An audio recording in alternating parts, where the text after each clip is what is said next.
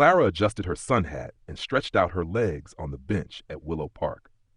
The morning breeze carried the scent of blooming jasmine, and children laughed in the distance as they ran toward the duck pond. At 72, Clara had made the park her second home. 3 mornings a week, she met her friend group here for coffee, conversation, and light stretching. Most of them were over 70, and they joked often about aging gracefully, or in their case, aging rebelliously. But none more so than Clara, who, according to her doctor, was aging in reverse. "You're still doing everything you did in your 50s, her physician had told her last month during her annual checkup. Whatever you're doing, keep doing it." Clara had smiled, but she knew it wasn't luck. It was deliberate. Over the years, she'd noticed something interesting. Her peers who kept certain resistance work. Science supported her instinct.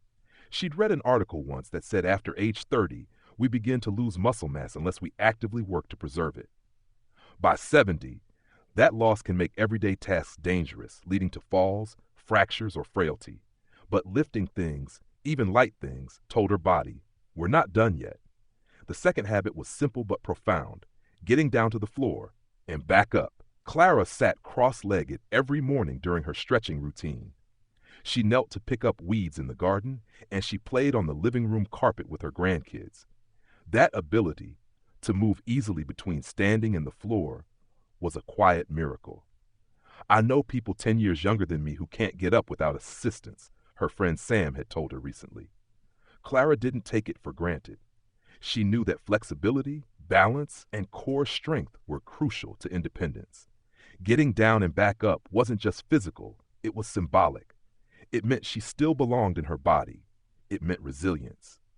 The third habit she clung to was staying curious. Every Thursday afternoon, she attended a philosophy discussion group at the library. Last month, they debated whether artificial intelligence could possess consciousness. Clara didn't always understand every concept, but she took notes and asked questions. Curiosity, she believed, kept her brain from stiffening. "I've lived through 7 decades of history," she said once to her granddaughter, "but there's still more to learn."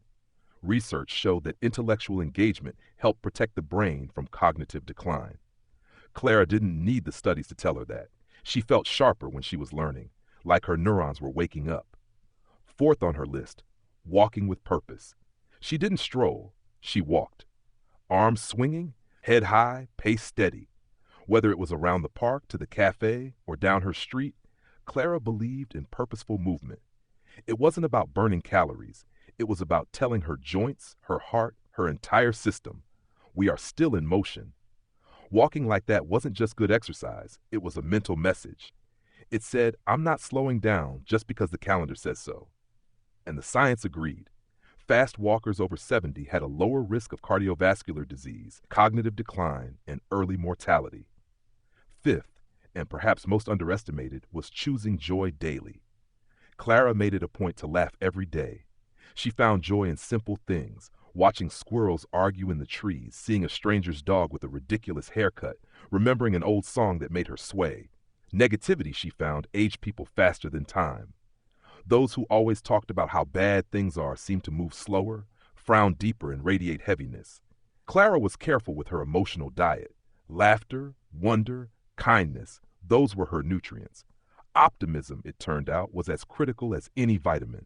Studies showed that positive thinkers lived longer, had lower rates of chronic illness, and recovered faster from setbacks. And the sixth thing Clara continued doing, spending time with people of all ages. She had her circle of fellow retirees, sure, but she also made time for her teenage neighbor who loved baking, the single dad next door who borrowed her mower, and her granddaughter who FaceTimed her from college. Staying socially diverse gave her energy. People my age talk about the past, she once said.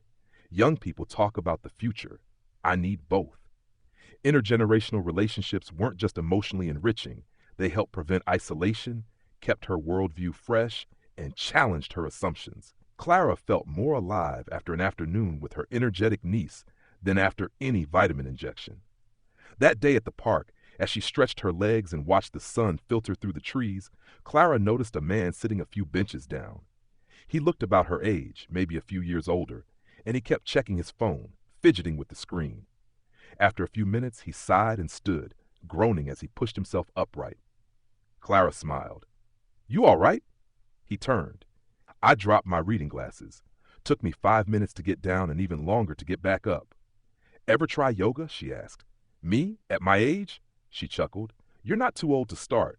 You're only too old to stop. He blinked, then laughed. Is that your motto? Something like that, she said, standing with ease. Come join us next Tuesday morning. We do stretches, then coffee, low pressure, high laughs. The man nodded. I might take you up on that.